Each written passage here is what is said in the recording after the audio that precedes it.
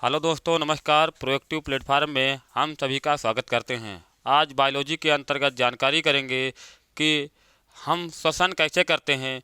मानव human की body की जानकारी करेंगे। मनुष्य जब श्वसन करता है तो सबसे पहले सांस कहाँ जाती है, यानी ऑक्सीजन कहाँ जाती है। हमको ऑक्सीजन की आवश्यकता है। वायुमंडल से ऑक्सीजन ग्रहण करते हैं। नासारंध्र से होती हुई ऑक्सीजन श्वास नली से होती हुई हमारी फेफड़े में पहुँचती है। फेफड़े के बाद फिर हमारी ऑक्सीजन कहाँ जाती है, इस प्रकार की जानकारी करनी है। तो आज हम बात करेंगे human respiration.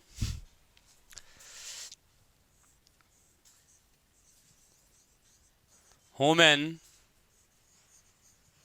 Respiration. Human respiration सबको पता है। ह्यूमन रिस्पिरेशन मानव में एक स्त्री मानव एक पुरुष मानव, लेकिन श्वसन की क्रिया दोनों में एक समान ही होती है। तो ह्यूमन रिस्पिरेशन मानव शरीर में श्वसन कैसे होता है, यहाँ तक बात करेंगे। इसके अंतर्गत हम बात करने वाले हैं श्वसन। श्वसन के बाद में किसे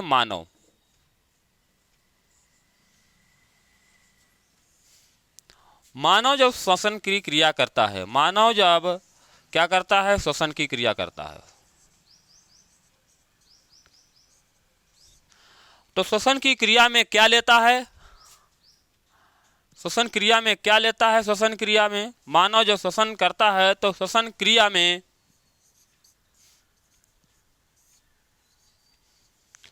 O2 की आवश्यकता है। काहे की? ऑक्सीजन की।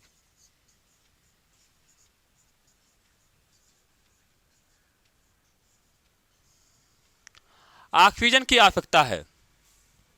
ऑक्सीजन वायुमंडल से लेगा तो कैसे लेगा? श्वसन की क्रिया जब करेगा तो क्रिया करने के लिए क्या करता है, कहाँ से ऑक्सीजन ग्रहण करता है। मानव शरीर में ऑक्सीजन मनुष्य मुख से भी ऑक्सीजन ग्रहण कर सकता है, नाक से भी ग्रहण कर सकता है। कुछ व्यक्ति नाक से भी सांस ले लेते हैं और कुछ व्यक्ति हम मुख से भी सांस ले लेते हैं। लेकिन यहाँ पर सांस लेने के लिए हमको किस अंग का उपयोग अधिक करना चाहिए, यानी मुख का उपयोग सांस लेने के लिए नहीं। मुख हमारा जो है वो भोजन ग्रहण करने के लिए, बोलने के लिए, स्वाद के लिए, ये मुख का काम है ना। लेकिन मुख से हम ऑक्सीजन ग्रहण नहीं करेंगे। नाक, कान, आँख, मुख ये ग्रसनी के एक साथ जॉइंट होता है। लेकिन ये बात आपने डाइजेस्टन सिस्टम में बताई गई थी। यहाँ पर बात है सिर्फ श्वसन की। ऑक्सीजन को हम ग्रहण करने के लिए नाक से सांस क्यों लेते हैं? क्योंकि नाक में हमारे जब हम वायुमंडल से सांस लेते हैं तो सांस लेते वक्त कुछ ऐसे भी वायरस या बैक्टीरिया होंगे जो हमको दिखाई नहीं देते हैं, लेकिन वो हमारी नाक की तरफ धूल या कण आ सकते हैं। तो नाक में हमारे क्या लगा है? अवरुद्ध। नाक के अंदर लसीला पदार्थ का बराबर स्राव होता रहता है, जिससे नाक के अंदर के हिस्से में वो जो धूल के कण थे या जो बैक्टीरिया होती है वो नष्ट कर देती है। फिर हमारी शुद्ध ऑक्सीजन वायु जो है हमारी नाक के होते हुए श्वास नली से होता हुआ फेफड़े में पहुंच जाता है। तो यहाँ पर ध्यान दीजिए, हम श्वास लेना आवश्यक है, नाक से ही हम श्वास लेने की ज़रूरत है। तो यहाँ नाक में क्या पाया जाता है? नाक में नासारंध्र।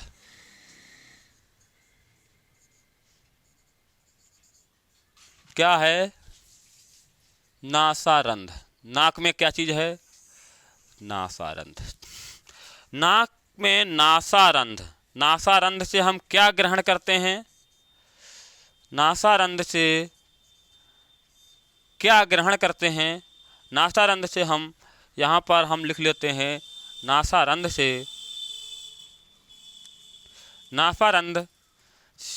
से O2 ग्रहण करते हैं।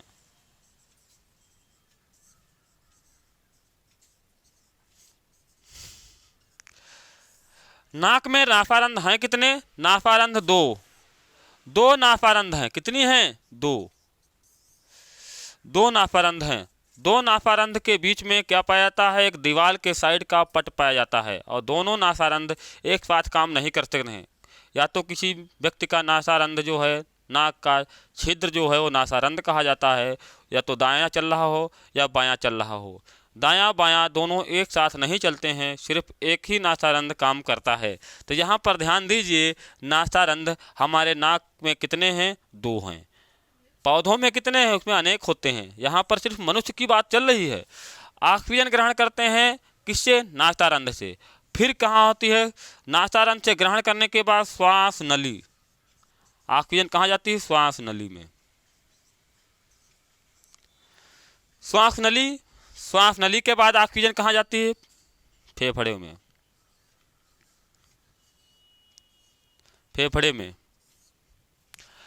फेफड़े के किस हिस्से में ऑक्सीजन रुकती है? फेफड़े में किस हिस्से में ऑक्सीजन रुकती है? फेफड़े में कूपिकाएं क्या पाई जाती हैं? कूपिकाएं पाई जाती हैं। कूपिकाओं में ऑक्सीजन भर जाती है। फेफड़ा है कहाँ? हमारे सीने के हिस्से में है, और सीने के हिस्से में यहाँ पर शरीर में दाएं और बाएं की बात नहीं, दोनों हिस्से में है। कूपिकाओं में ऑक्सीजन भर जाती है। अब कूपिका के बाद ऑक्सीजन, यानी फेफड़े के बाद ऑक्सीजन कहाँ जाती है? हृदय में। कहाँ जाती है? हृदय में।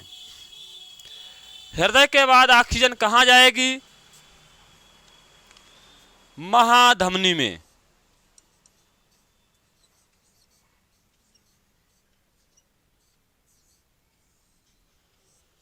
महाधमनी से ऑक्सीजन कहाँ जाएगी?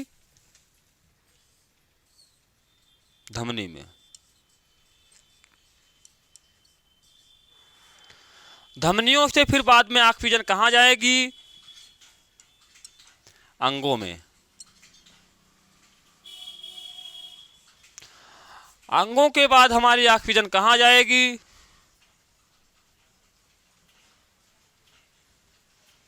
कोशिका। और कोशिका से फिर ऑक्सीजन कैसे पहुंचेगी?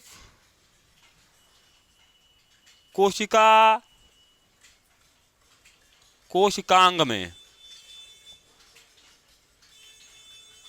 कहाँ जाएगी? कोशिकांग में।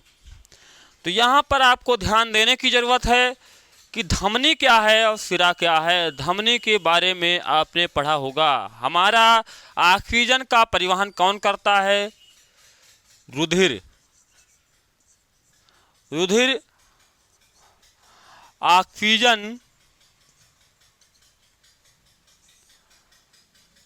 को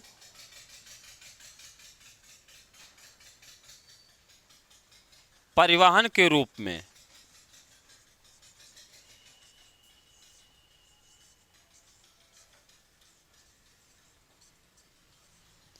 ले जाता है।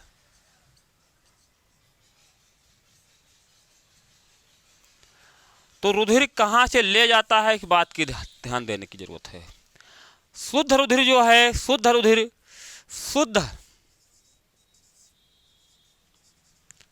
रुधिर धमनी में बहता है, धमनी में। अशुद्ध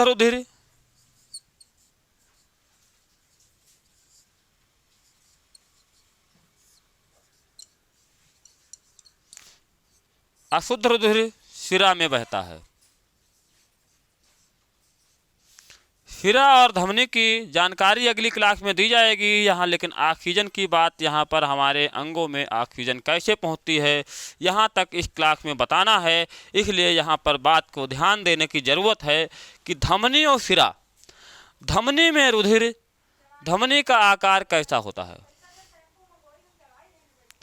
धमनी का आकार कैसा होता है?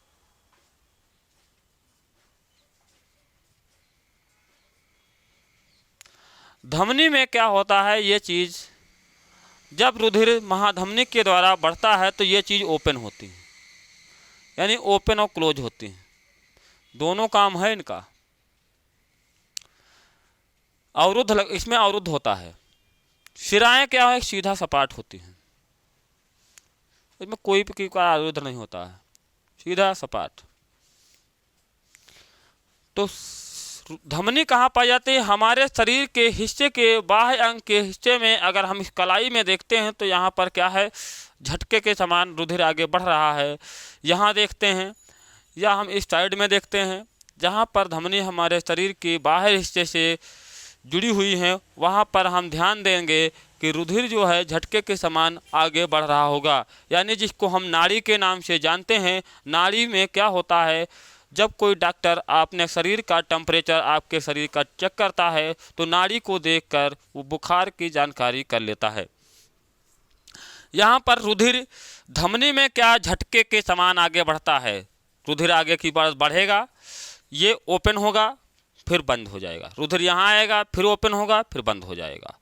तो हृदय और फेफड़े की दोनों के बात का संबंध बताना है आपको।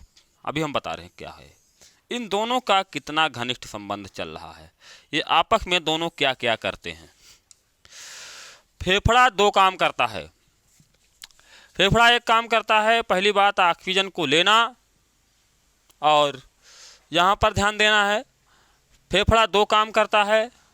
ऑक्सीजन को लेता है, यानी ऑक्सीजन को भरता है कोशिकाओं में, और फेफड़ा एक और काम करता है, रुधिर का शुद्धिकरण, यानी खून का, ब्लड का शुद्ध करने का काम फेफड़ा ही करता है।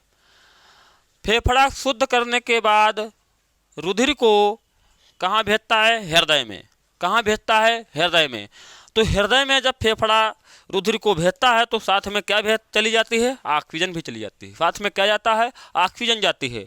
अब ऑक्सीजन जब हृदय में आ गई तो शुद्ध रुधिर महाधमनी। महाधमनी क्या चीज़ है? जिस प्रकार से आपके घरों में बिजली की सप्लाई के लिए एक बोर्ड दे रखा होगा और उस बोर्ड से कई तार निकाले गए होंगे। या एक बात और है, आपके घर के ऊपर एक टंकी रखी है। क्या रखा है? टंकी रखी है।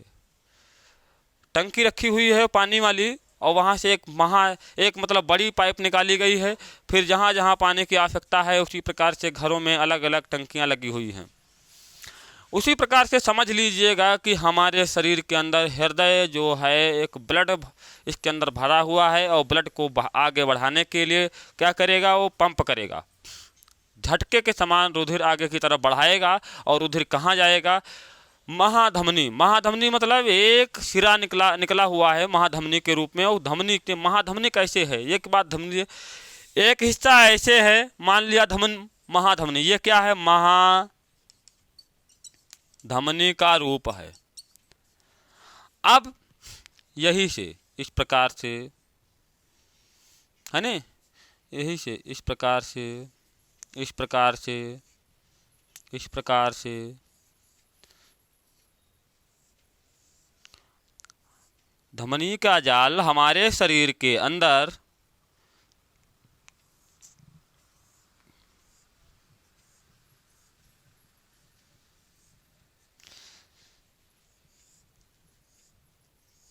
तो महाधमनी क्या हुआ? रुधिर क्या किया? यहाँ पर झटका से आगे बढ़ाया। तो जब आगे के कई नली जुड़ी हुई हैं, यानी हमको समझ लीजिए कई नली जुड़ी हुई है। यहाँ पर क्या है? कई नलियों को संग्रह दिया हुआ है, जुड़ी हुई हैं।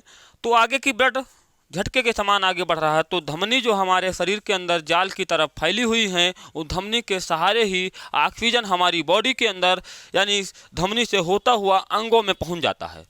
तो क्या हुआ? महाधमनी से होता हुआ धमनी में पहुंचता है, धमनी से अंगों में ऑक्सीजन पहुंचती है, ऑक्सीजन फिर कोशिका में पहुंचती है, कोशिका के कोशिकांग में पहुंचती है। तो कोशिकांग में कैसे पहुंचती है? कोशिकांग में पाया जाने वाला एक माइटोकॉन्ड्रिया, माइटोकॉन्ड्रिया काम करता है। माइटोकॉन्ड्रिया क्या करता है? ऑक्सीजन को संग्रहित करने का काम, खींचने का काम। एनर्जी का पावर हाउस कहा गया है ना। एनर्जी का पावर हाउस, हमारे शरीर में एनर्जी तभी स्ट्रांग होगी जब ऑक्सीजन पहुंचेगी। तो आपको पता चल गया होगा कि हमारे शरीर में ऑक्सीजन कहाँ आई, और फिर हमारे अंगों के अलावा विभिन्न शरीर की बॉडी के अंगों में ऑक्सीजन कैसे पहुंची, इस प्रकार की जानकारी थी। एक बार फिर से रिवीजन करेंगे। मानव क्या करता है? श्वसन क्रिया में ऑक्सीजन लेता है। ऑक्सीजन कैसे? नाक के नासारंध्र से। नाक के नासारंध्र में दो छिद्र पाए जाते हैं जिनको नासारंध्र कहते हैं। वहाँ से ऑक्सीजन O2 क्या करता है? ग्रहण करता है, श्वास नली में पहुँचता है, श्वास नली से फेफड़े में पहुँचती है, फेफड़े में कोशिकाओं में ऑक्सीजन भरती है, फेफड़े के बाद हृदय में, हृदय से महाधमनी में, धमनी से फिर महाधमनी से धमनियों में, धमनी से अंगों में, अंगों से कोशिका में, कोशिका से कोशिकांग में। जब कोशिकांग में आ गई तो हमारे संपूर्ण बॉडी के अंदर हर जगह ऑक्सीजन पहुंच गई। तो आपको पता चल गया होगा किस प्रकार से ऑक्सीजन हम नाक से ग्रहण करते हैं और संपूर्ण बॉडी में ऑक्सीजन कैसे जाती है। ऑक्सीजन को ले जाने का काम कौन करता है? रुधिर, ब्लड, खून।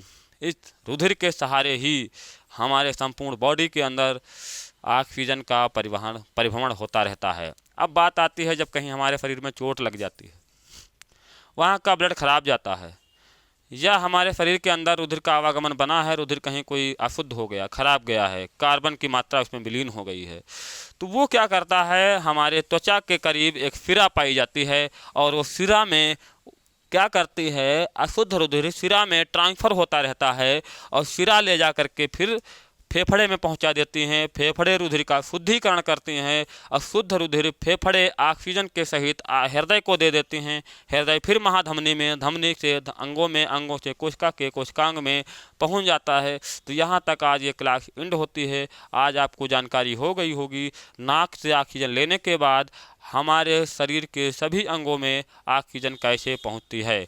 यहाँ तक क्लास आज एंड होती है और पूरी क्लास देखने का प्रयास करें। इससे ज़्यादा और बेहतर अगली क्लास बनाई जाएगी।